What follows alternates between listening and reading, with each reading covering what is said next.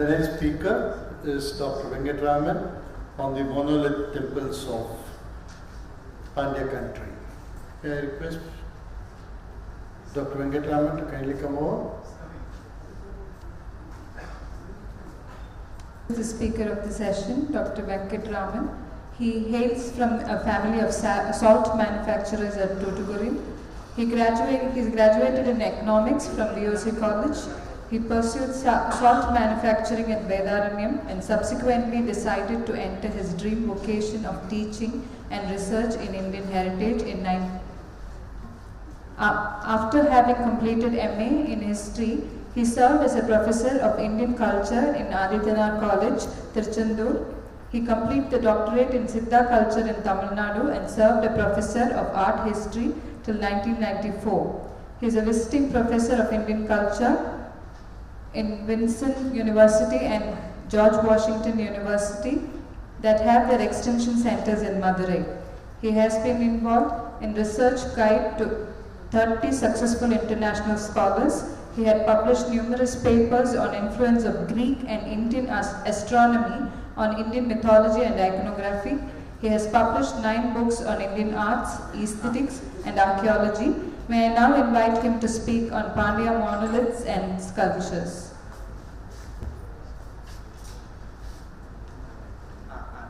Thank you. Good afternoon, ladies and gentlemen, and the young students from various colleges. My lecture will be aiming at carrying the message of how to appreciate an art or a monument. So this will be very rudimentary, essential for the college students and the university students. Just before they take upon any research project, number 1, are going to visit various places. So far, so many scholars spoke. Shipload of information were given by them. Wonderful, they are meant for scholars. Students, those who are entering MA or BA to study art or art appreciation, many of the things might have gone over their head. So the first 3 rows consists of people who can appreciate, but my lecture is meant for the youngsters.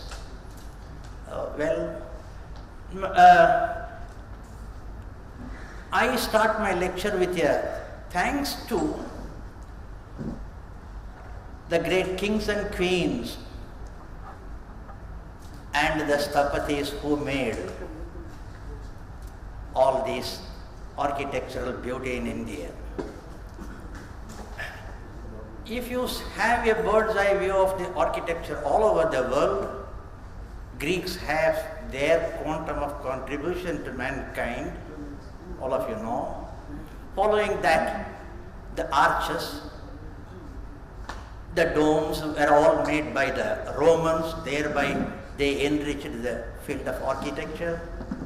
And in India we have our own methods, and these sthapatis were patronized by, I don't think by kings, but by queens. The kings had a time only for warfare. And these queens, there has been marriage from one dynasty and another. Whenever such marriages have happened, the queens with them take the message of making beautiful architecture. They have been the patron.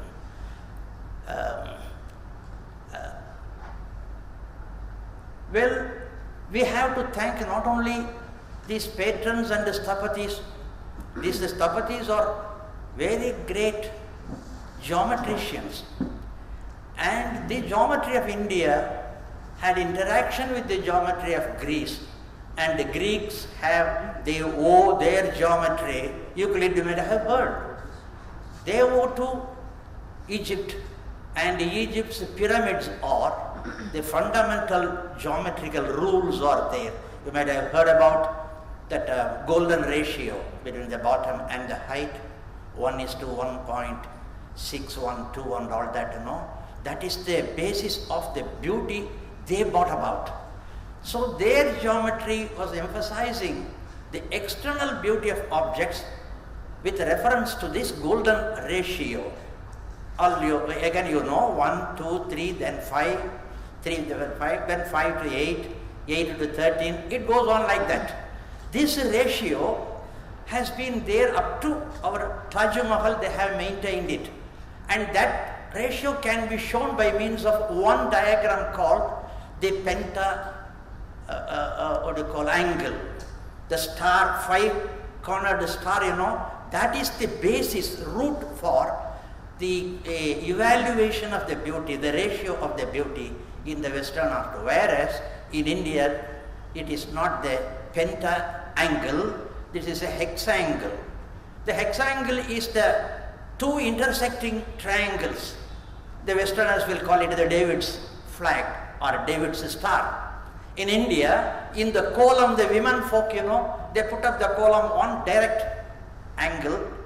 triangle, the tip being upward, and another one the downward. These two will be intersecting, and both of them remember they are communicating. Women have contributed quite a lot to the philosophy of India, not orally, but by certain diagrams. And the column in South India, it is all over there in India, especially in southern side, it's very prominent.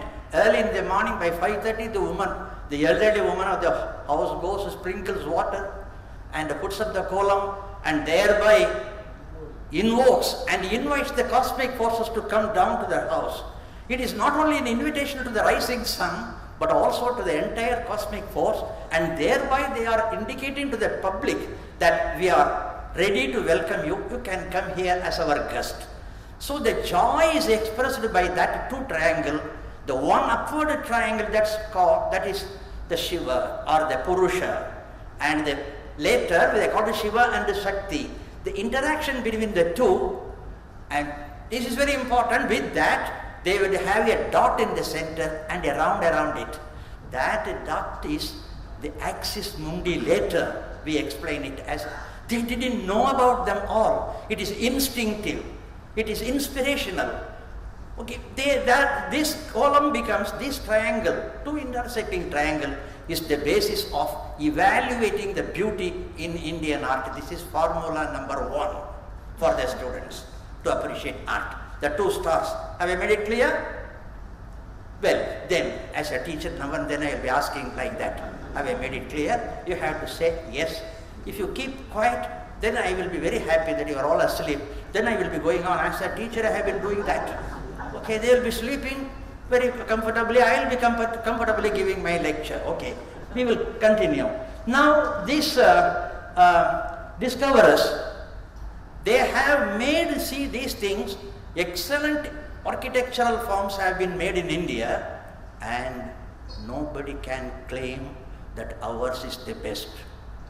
Because in every region, one has been excelling the other in one way or the other. Because this is a regular tradition, like Ganga was going on for a long time. They observe, they execute it, bring about beauty. Thus, Chalukya art is very beautiful. When I go to Rastrakutas, oh, this is more beautiful than that. When I go to Chola, this is excellent. Then when I come back to Pandya, even a broken piece in Kadugumalai, that looks beautiful to me. Therefore, they have not done anything away from beauty. Whatever they have done, beauty is there. Whatever have they done, that is very beautiful, and we must have the eye to see the beauty. That's why we say, beauty lies in the eyes of the beholder. If you see anything contrary to that there, oh, there is something defect in your eye perception. That is how we have to view the whole thing. Now, after a long time, we forgot about the beauty of all these things.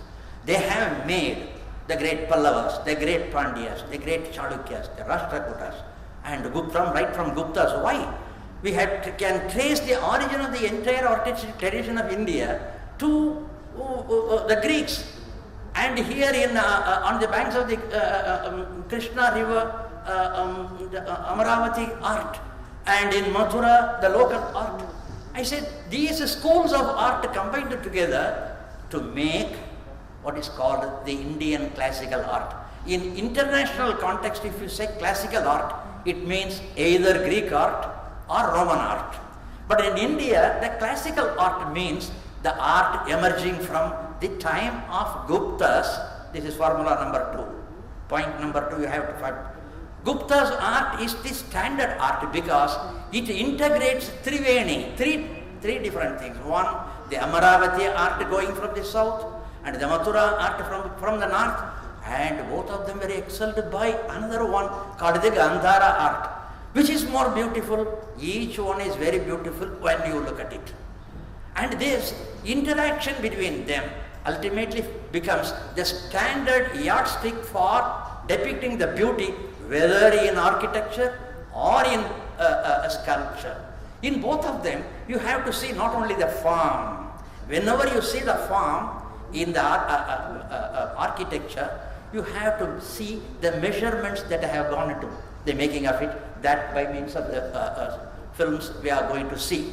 And in the case of the human form, you have to see, I used to tell my students, watch the central line, watch the central line.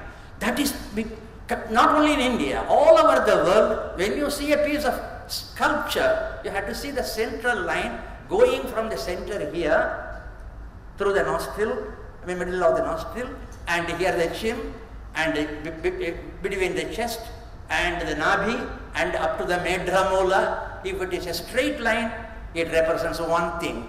If there is a curvature in it, it represents another thing. Sometimes they mix both of them and bring about more beauty. This is what they have done throughout the world. And in the world you have so many oral languages, but the artistic language is only one universally. If you can appreciate your art well, you can appreciate any art anywhere. So our business is here to appreciate how to do that, that is it. Now Kailashanatha temple and Virupaksha temple of Patadakal, Kailashanatha of Ellora, and we have spoken about them. All of them are very beautiful, I have seen. Hours together I have been there in front of that Elephanta cave. Very beautifully that was brought about by the previous speakers. Excellent one. And Vettuvan Koil one, which is very much neglected. Okay, naturally, because it is an unfinished one, because the choice of the stone is wrong. It is a very beautiful stone upward, superficially, excellent granite stone in a running hill, long hill, but when they began to scoop it, okay, downward, when they went at last, finally, they found out there has been a great cleavage and they cannot go any further beyond. They have stopped it. It is a tragedy, but in literature, tragedy has its meaning and charm. Similarly, in art and architecture too, we have the charm of tragedy. If you can appreciate that, we can go there, we can shed tears for the one fellow who has tried. I mean, he is the Sthapati. The Sthapati is what a great Shastri or Dikshitar is for Veda. A Sthapati is for this visual representation. And he has a group of students, and he will be teaching them, and they were all involved. Ultimately, when the best is about to come, they found out the whole thing is of no use. This is a tragic story. Well, we will go to the next point. Now, I am going to take you to a place called the Kadugumalai. This Kadugumalai, here is Madurai. Madurai on the banks of the Kaveri. Vaigai. We wish Vaigai becomes another Kaveri in our mind. But today that also cannot be said.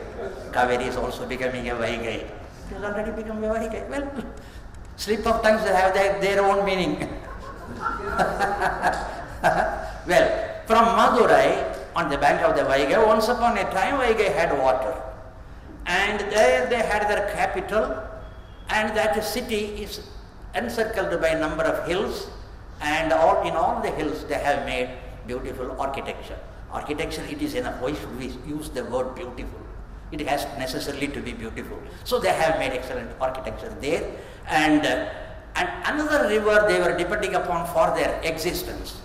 And the empire's wealth depends upon the agricultural produce on the banks of the river. And the Pandyas had two rivers. One was the Vaigai, another on the southern bank, somewhere here.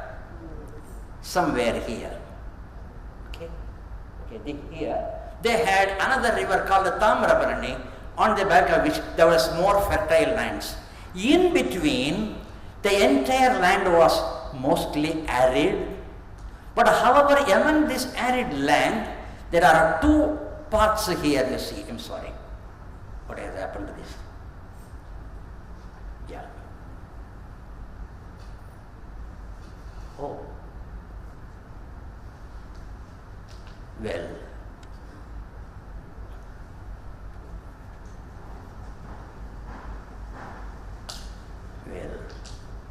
Well, that can you help me to restore that one?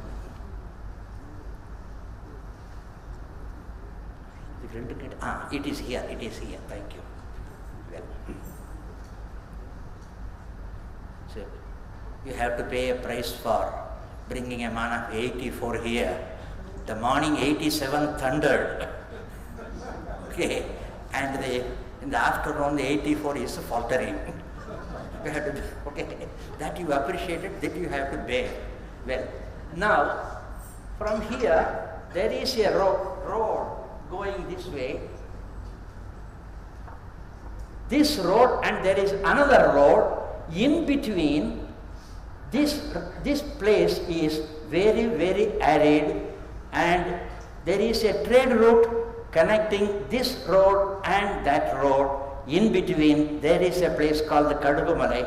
The people there are highly militant in their attitude. They cannot be easily tamed. Such a people, they were rising against, if you see the history of Pandyas, during the Sangam age, somewhere between 300 BC and 300 AD, it was very well flourishing. The Pandyas had absolute control upon all the chieftains around. But after 300, from 300 AD to 600 AD, there was an interregnum called the Kalabra interregnum, when Jainism thrived on the one hand, very good. They produced excellent literature, excellent. And at the same time, the Pandyas had to go underground. They were defeated and went underground. For 300 years, they were not on the picture, they were not visible. With the result, the chieftains became inimical, autonomous, and uncontrollable. When once again Pandyas restored their capital, it was a great problem for them to control these uncontrollable, the militant people. They are warlike fellows, and there they had to wage a number of wars to tame them and bring under control. And this phenomena was going on for a long time. The one thing these kings found out to control them was in the arid region, they wanted to create new tanks, water bodies, so that they turned to agriculture. Creation of agriculture was a means of, give them a job, they will be less militant, they will become productive. This is one thing they wanted to do. Secondly, in all these great Tatakam, Mahendra Tatakam he did there, Pallavas did there. Here in the Pandyas did in the southern part, they call it Per Eri. Eri means the Tatakam, and Pereri. Sri Vallabha, a king, Pandya king, he made a great Tatakam lake called Sri Vallabha Pereri. Today it is called the Shivala Peri. Through cinema it is becoming very prominent nowadays. Shivala Peri, they are known for their militancy. Well, now here in this region, one king, Jatila Parantaka Nedunjadayan his name, he wanted to build a huge lake and create a certain temple, thereby to tame the people, give them opportunity to agriculture, tame them through religion, and at the same time this has to emerge as an answer to another religion called the Shramana religion, which denied God, denied Vedas, and aim of life, all of you know, is the Purushartha, Chaturvida Purushartha, Dharma, Artha, Kama, Moksha. There, the difference between the heterodoxy, that is the Shramanas, and the orthodox Hindus is, both of them accepted Dharma as the fine thing, as the means of attaining Mukti, Dharma, Artha, Kama, Moksha. But in between you have Artha and the Kama, which Jainism and Buddhism denied. Oh, they are misleading. If you Artham Anartham Bhavaya Nityam, always remember, Artham is Anartham. Even Shankara had to mouth it.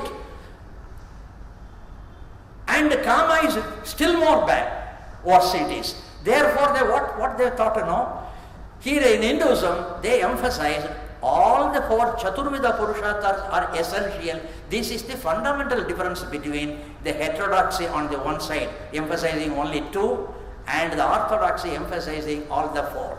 In this, the Shiva temple and Vishnu temples, they showed God not as an ascetic only. Ascetic also they showed, but as a married man, one taming the other. A man taming the woman and vice versa. This is how, when you have the Kama, if it is, they wanted to suppress Kama, and Hinduism advocated, don't suppress, you have to sublimate the Kama. Sublimate as a path to reach. This is the fundamental philosophy we have to remember before appreciating the entire philosophy and religion of India as well as their art too. Then we go to, this is the place, the hill we are going to see. Now, in this hill, this is Kadugumalai, the town having, this is the hill. In this hill, this portion is a higher portion, elevated, and that is a slope, gradual slope towards the north.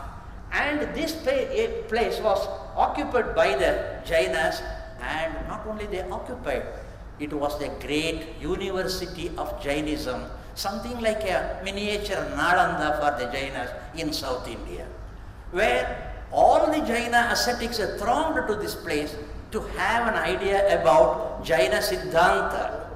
And this was the capital of Jainism, Tamil Jainism at that time. They had a few. Kanchi was one, a capital of the a type of Jainism. Here also they were all Digambaras. They were used to walk nude on the street. And that the people didn't like. Their dharma was not acceptable. But however, the local people were not friendly with them. We don't have any proof to say that we were inimical. But all the great philosophers of Jaina philosophy, they thronged to this place and they have made lot of inscriptions, number of inscriptions, nearly more than 100 inscriptions, and 100 sculptural pieces are also there.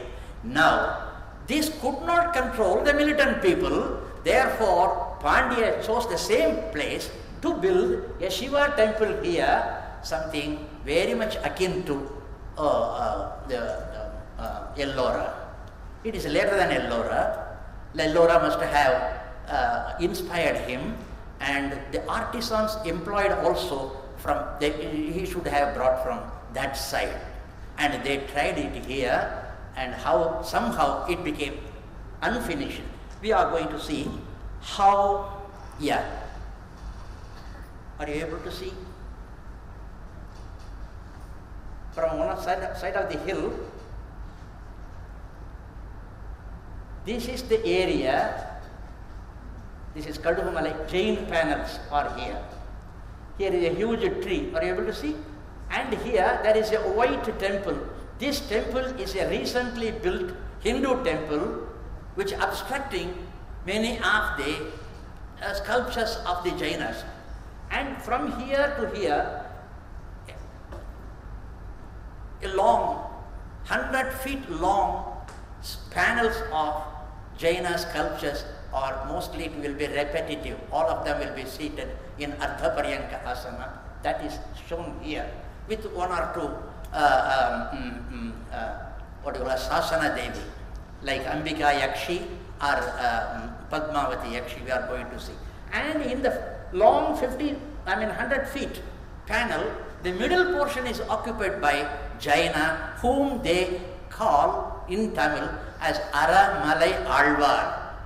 The Aramalai Alvar we are going to, and that is the place where Jatila Parantaka chose a space for making a Shiva temple here. Are you able to see here? It has been cut.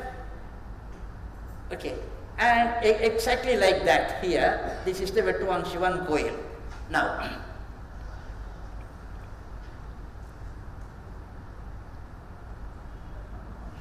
okay, this is the Jain panel, and repetitively, and these have been made a commemoration or votive offering. The many philosophers come there to study. For a number of years they stay there, and after completion of their examination or passing their examination, they make an offering of a panel there. This became a sort of tarpana we are making to our forefathers. It is something like that for them. And beneath that, and every sculpture, we have a old Vattaduthu inscription. That Vattaduthu is not in vogue today. It has become obsolete, and there they have given the name of the donor in honor of whom. All these they have given. And among them, they give a long list of the professors of that college or university. Among them, nearly 20% of them were female professors whom they call Kuratiyar. Guru becomes Kurava or Gurava, and they are called Kuratiyar, or that is the feminine gender in Tamil language.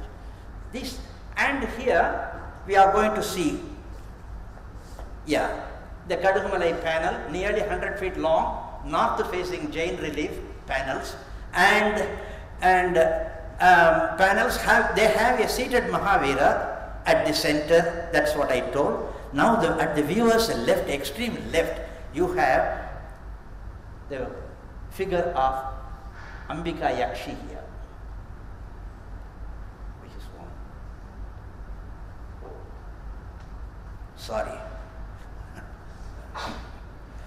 Here is Ambika Yakshi is this side, and there is in the center Mahavira, and at the extreme side there is the Jaina natural cave. In front of it they have made an Ayyanar temple obstructing the vision. Okay, now we are coming to the central figure called the Aramalai Devar, and this has been very intricately carved. And most of the sculptures all over India, they are intricately carved. This is we art historians are of the view that they have been done by people who have come from Karnataka region. Okay, and they have done it. And here another small piece is there, and that is slightly mutilated. And in the extreme left you have the Ambika Yakshi. There is Aramalai Nadar. We are going to the extreme left, and the extreme south, that is obstructed, that we cannot see any figure there. And this is Ambika Yakshi of Neminatha. They have a tradition of 24 Tirthakaras, beginning with Adinatha being the number one. Okay, and then the 23rd was Parshvanatha. His Yakshi was Ambika Yakshi. 22nd was Neminatha. Ambika Yakshi is the Neminatha's Sasana Devata, and Parshvanatha's Sasana Devata, protective goddess, was Padmavati Yakshi, and that it goes like that, and they have all been very beautifully done here. And we have also the figure of Bahubali on this side, and that side you have Parshvanatha. Among all the sculptures here, these two are considered very beautiful, slender and tall. And you know more about that Bahubali. Bahubali is supposed to be the second son of, now there is a cinema film is going on, Bahubali. And that king, what's his name, Adinatha, had two sons. The first fellow was Bharata, is a good fellow. The second son was Bahubali, very dynamic. The father, it is believed, according to Jainism, the whole universe was organized into an orderly one by Adinatha, by he was the constitution maker. Law of primogeniture was introduced by him.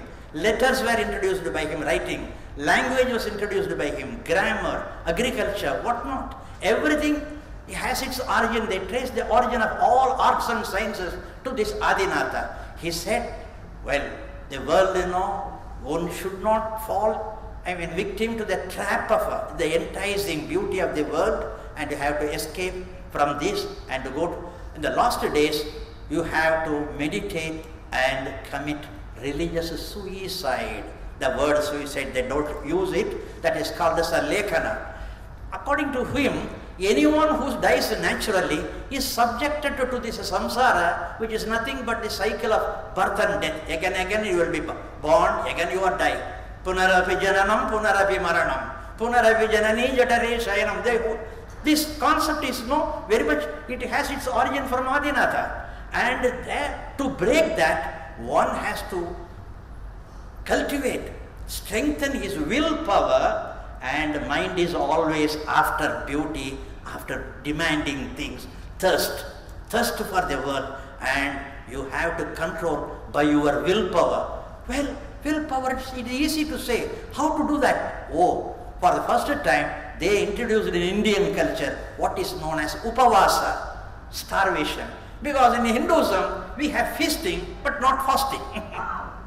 And fasting today has become a part of it, because we have integrated from the Jainas, and at least once a month, our forefathers, until the previous generation, until that, they were observing, or 1 or 2 days in a month, they were Ekadashi, fasting. This fasting we took up from them. Similarly, in Hinduism, we don't have sannyasa. And they are emphasizing sannyasa, asceticism. We took it up later and integrated so well as the 4th stage in our brahmacharya, then married, then going into the forest, and ultimately last month you have to take up sannyasa. All right, but he didn't stop with that. One who develops the willpower to such an extent, when you are very thirsty, you have to tell, the willpower must tell to your mind, mind, you are asking for water, no water. Okay, and thus you have to tame the mind, and you have to take up fasting for 1 day, and at monthly once. Then you have to multiply to 2 days, 3 days. Ashta upavasi, for 8 days, if you observe fast, you are an excellent sage you are becoming.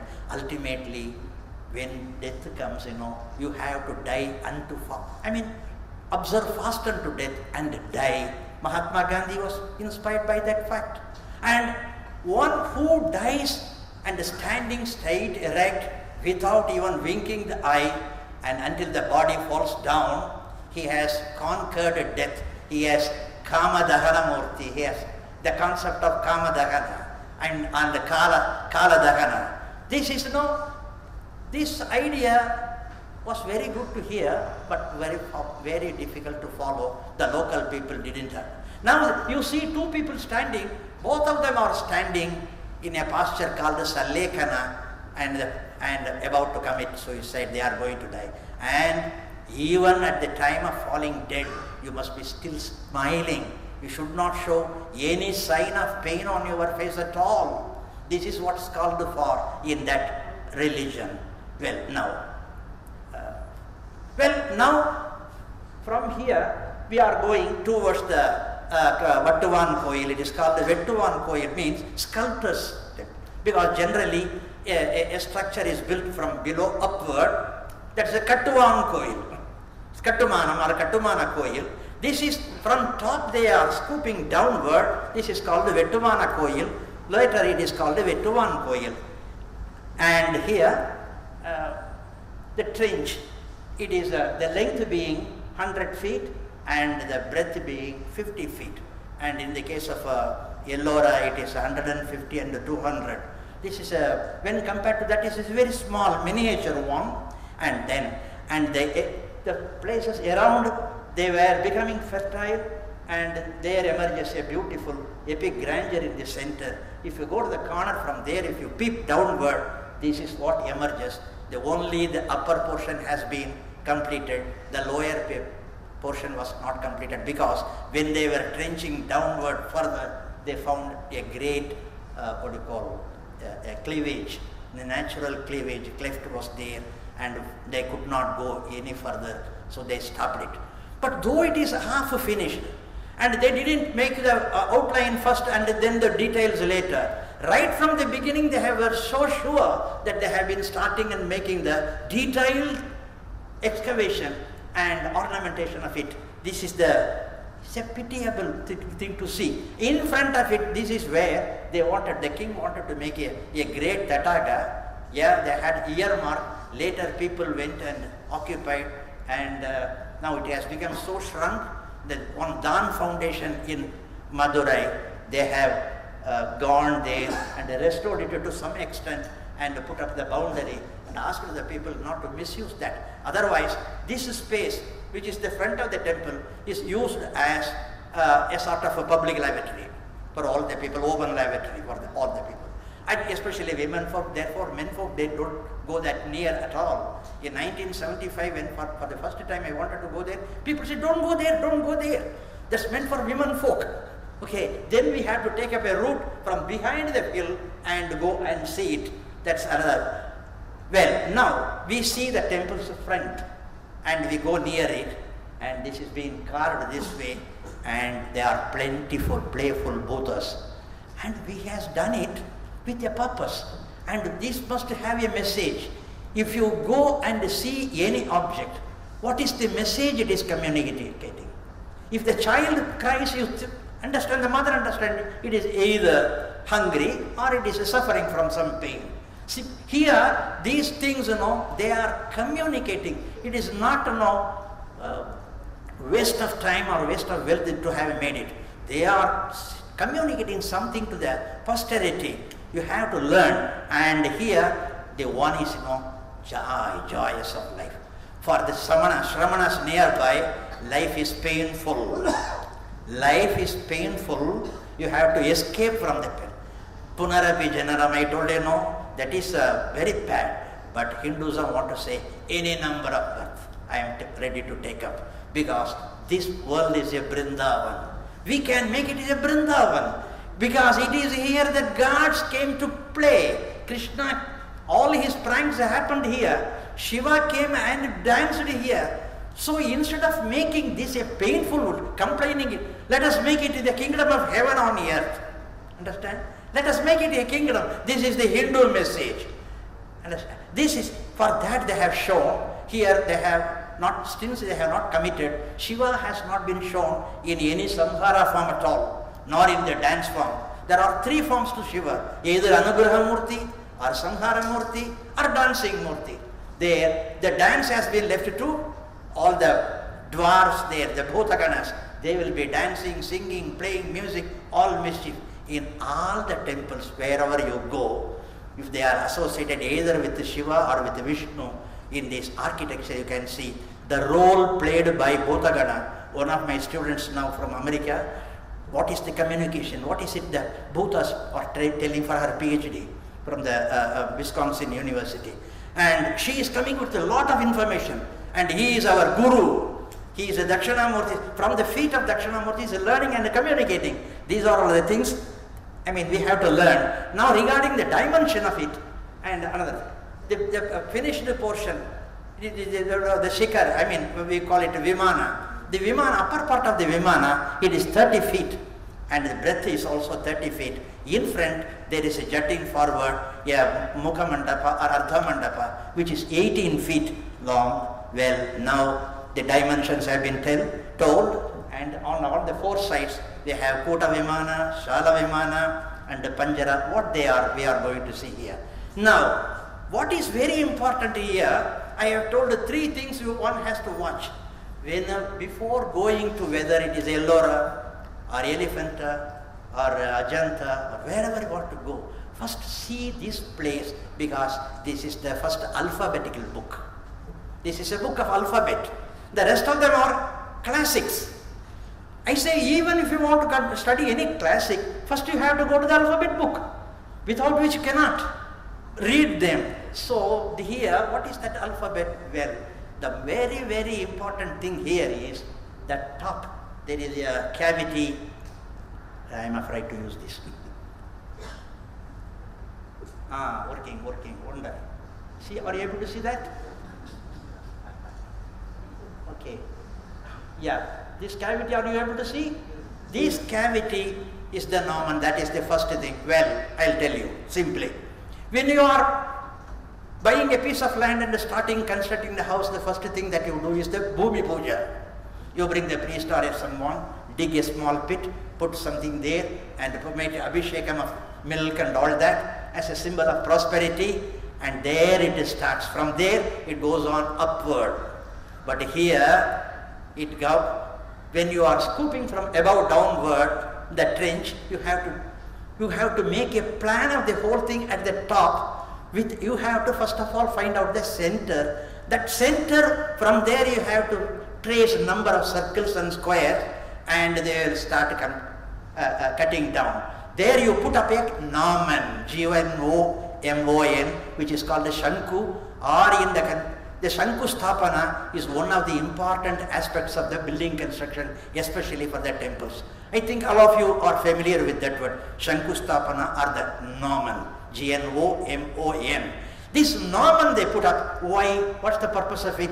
To find out the exact north and south and the exact east and west. The east-west orientation is also always associated with the life-giving line, and the other is the other above. That is to say death or end of the life. So the east-west orientation has to be fixed up, for which they put up a Norman. And what they do further? Urdhva Moolam. The Moolam, when you are constructing in the constructed temple, the Moolam is downward. Moolam is the root. But here it is topward.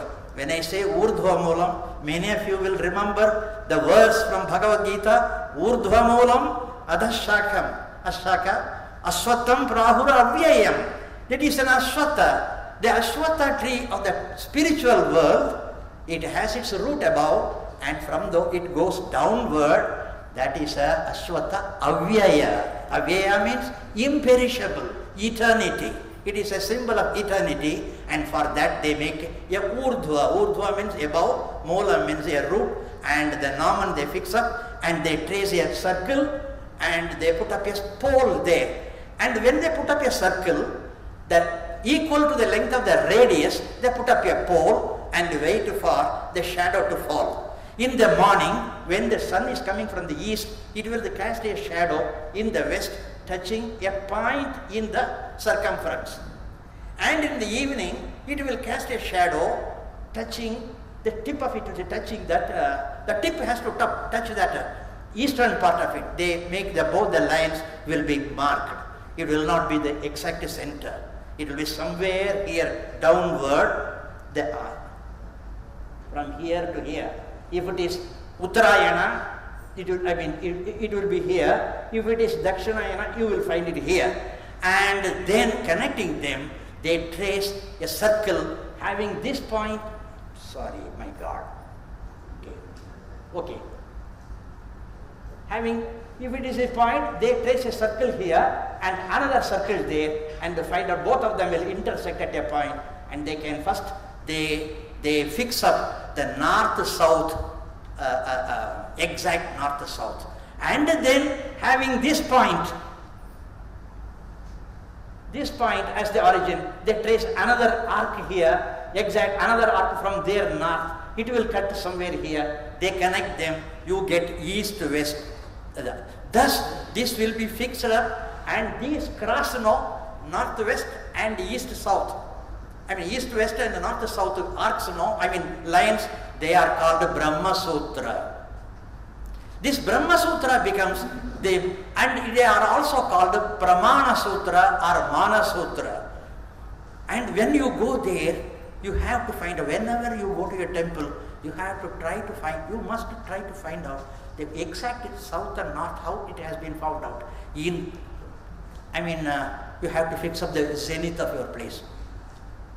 Unless you know the azimuth and all that, you cannot fix the exact south.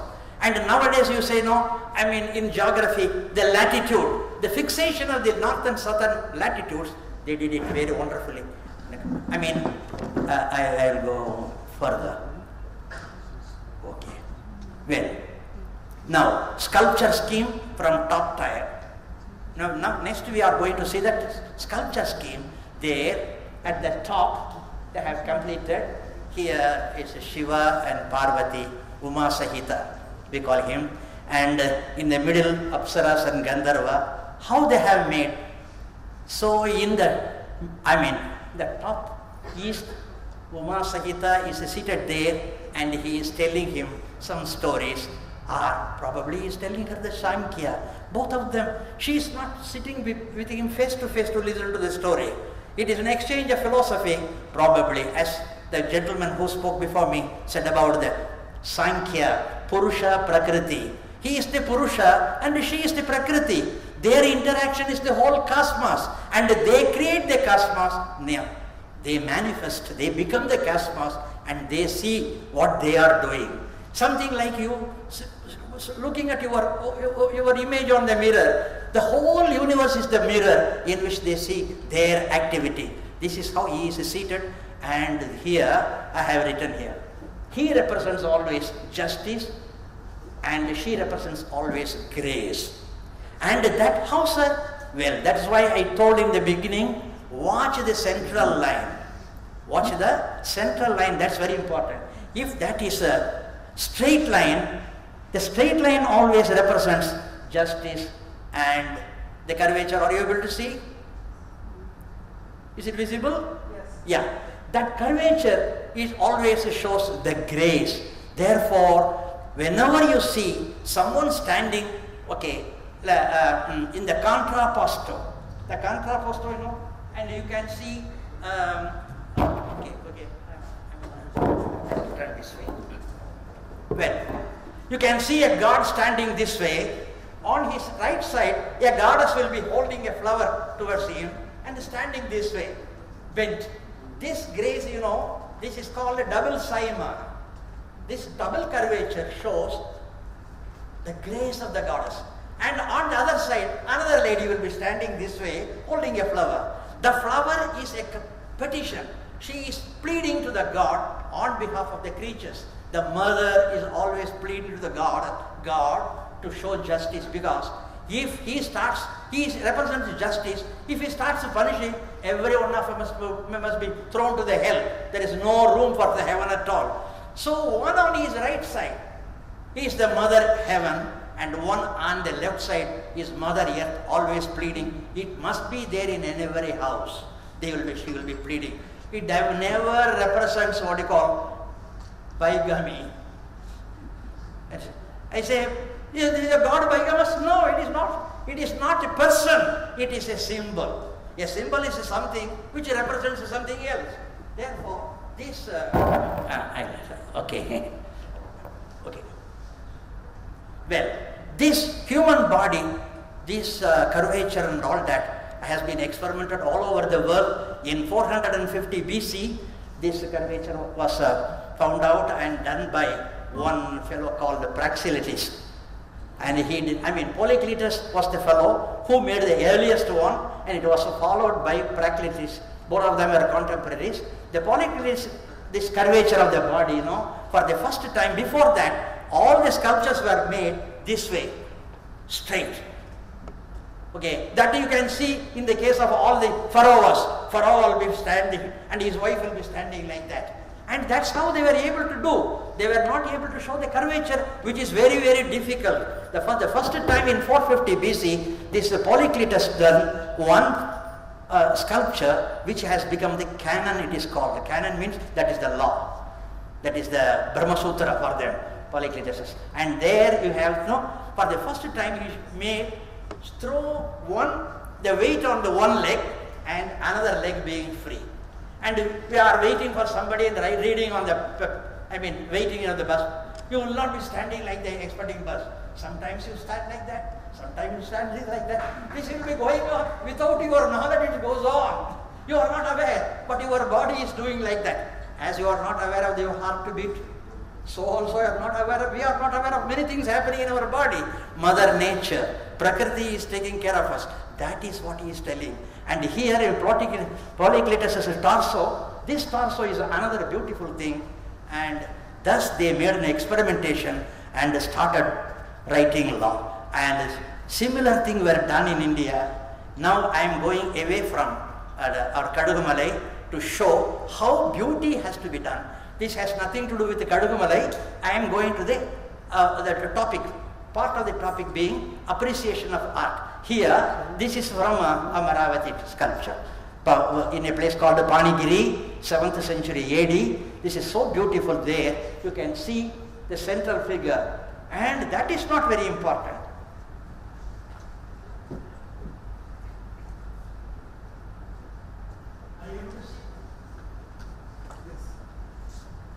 Are you able to see this curvature here? Yes. Yeah. Well. See, it goes this way, then goes to the Nabi, comes down. Much more important, the most important part of this is this lady, understand?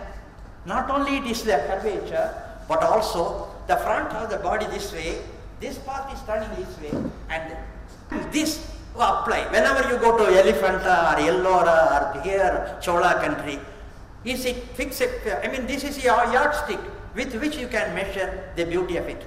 This is one thing. Another, in India, there were 3 schools I told. Mathura school, where the body will be very fleshy. See, not muscular, very fleshy. And then this is the Gandhara school. And the previous one we showed, this is Amaravati school. Number 1, Amaravati.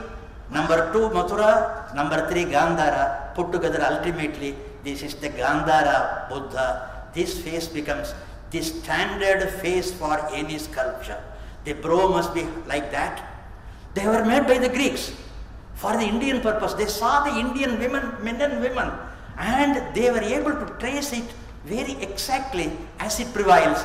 Thus, the smile and the eyebrow, the double curvature of it, all this. If a girl will be having such a double curvature, she cannot get married. In reality, it is not beautiful, but in art, it is beautiful. That is what I mean to say.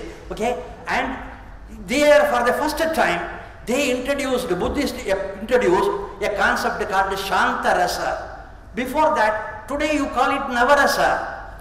Originally, we had only 8 rasa, Bhibhatsa, this and that we had.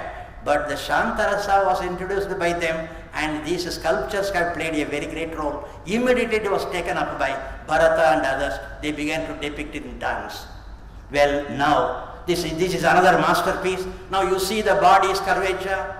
You can call them easily masterpieces. One is the Durga from Aihole, another is the Virupaksha temple, but Shiva in the Patadakal. What is it you have to see? The central line. And here, Vitruvius' man, by Leonardo da Vinci in the 13th up to 14th, 15th century he lived, no? And he was contemporary of taking time, much time? Is it time? Is it a tea time? Okay, in 5 minutes I will finish. Well, now, the same you can see in the case of the masterpiece of Indian art, the Chola bronze, the central line of the Shiva, you see, how is it? And the body of the Parvati, the same you can see here also.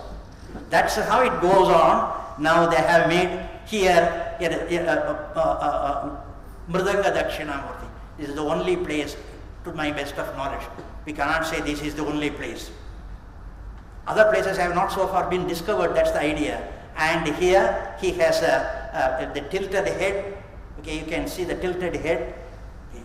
And have a Mridanga, and he is tuning it. It goes on like that. So then next comes the Narasimha. There on the eastern side he has a Shiva, and the western side Dakshinamurti, and the southern side, the western side Narasimha, and then he comes to the Brahma Shastra in the northern side. You have to see the Brahma Shastra flanked by the, and all the 4 corners they have that bull. This bull again, you make a note. Please make a note of the bull. Are you able to see any curvature in the body? Whenever you go to your temple, please stand behind the Nandi and see the central line going from the head to the tail. This is another exercise for all of you. From today you have to do it. Go to every temple. Are you able to see the curvature there now? Yes, I see. I think you must also be seeing. Well, now, lot of intricate carvings have been made, and now we are going to the sanctum, the downward, the sanctum, how, and any Dravidian architecture, it is a simple temple will be having a sanctum, the border will be very straight line, and in front you have the Ardha Mandapa. In course of time, they introduced in Dravidian architecture, yes, a single bay or a projection on all the three sides. Are you able to see the difference now? Well, in course of time, on all the four sides, they made a Kuta Vimana. The middle is called the Shala Vimana, and the corners they are called the Kuta Vimana, four. And later, in between the Kuta and the Shala, they made the Panjara.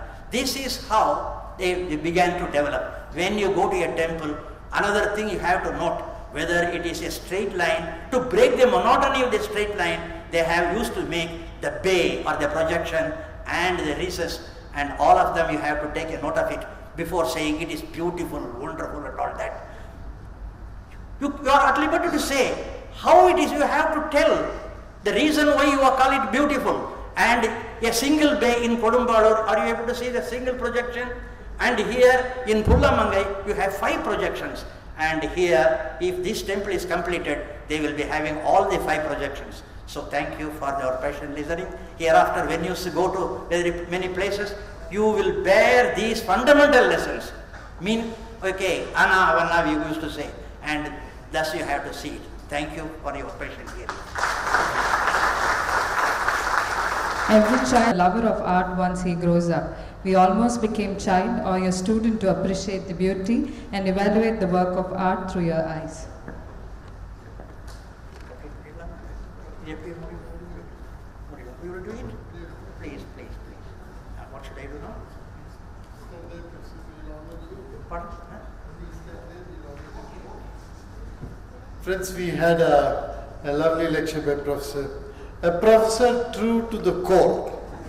I only feel that had we come across some professors like him in the college days, we would have taken up to the subjects long back. Unfortunately, we had to wait for a very long time to know about the art and art appreciation. Thank you very much for the wonderful lecture. On behalf of the Rotary Club of Coimbatore Metropolis, I would like to request Rotarian Vittal to honor Professor Venkataraman.